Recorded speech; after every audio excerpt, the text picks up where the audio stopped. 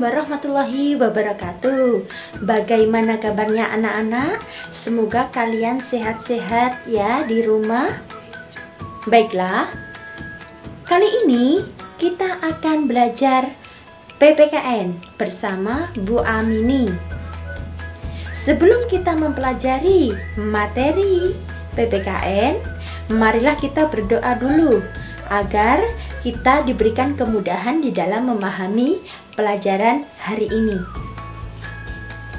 Berdoa mulai. Berdoa selesai.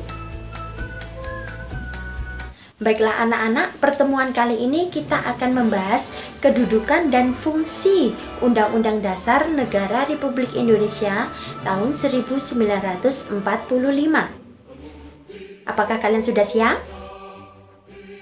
Undang-Undang Dasar Negara Republik Indonesia tahun 1945 merupakan hukum dasar tertulis atau konstitusi negara yang sangat penting untuk menjalankan kehidupan negara. Hayo, mengapa Undang-Undang Dasar Negara Republik Indonesia itu memiliki kedudukan yang sangat penting? Siapa yang bisa menjawabnya? Karena Undang-Undang Dasar Negara Republik Indonesia tahun 1945 mempunyai kedudukan sebagai hukum dasar. Hukum dasar artinya sumber hukum tertinggi dari produk hukum yang ada di Indonesia. Artinya, Undang-Undang Dasar Negara Republik Indonesia tahun 1945 memiliki kedudukan lebih tinggi daripada peraturan yang lainnya. Undang-Undang Dasar Negara Republik Indonesia tahun 1945 memiliki kedudukan sebagai norma hukum. Artinya, mengikat seluruh warga negara, penduduk, masyarakat, pemerintah, dan penyelenggaraan negara itu harus sesuai dengan peraturan Undang-Undang Dasar Negara Republik Indonesia tahun 1945. Sebagai hukum dasar, Undang-Undang Dasar memiliki sifat 1. Tertulis.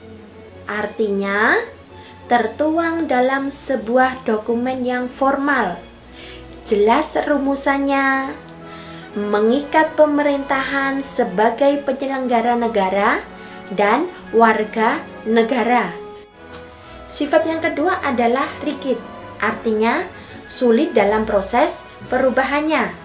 Hal tersebut tercantum dalam pasal 37 Undang-Undang Dasar Negara Republik Indonesia tahun 1945. Sifat yang ketiga adalah singkat dan supel.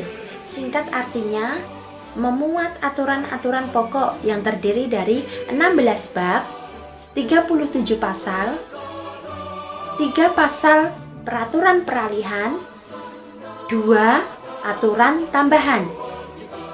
Sedangkan sifat supel artinya sesuai dengan perkembangan masyarakat yang dinamis, sehingga negara Indonesia harus terus berkembang sesuai perkembangan zaman. Yang keempat, memiliki sifat tertib hukum tertinggi di Indonesia. Artinya, Undang-Undang Dasar Negara Republik Indonesia tahun 1945 menjadi hukum positif yang ada di Indonesia untuk mengatur segala aspek kehidupan dalam penyelenggaraan negara. Nah, tugas kalian sekarang secara individu: 1. Tuliskan inti materi yang telah disampaikan. 2. Kerjakan di buku tulis. 3. Kirim tugas di classroom atau WA guru PPKN. Ibu akhiri, wassalamualaikum warahmatullahi wabarakatuh.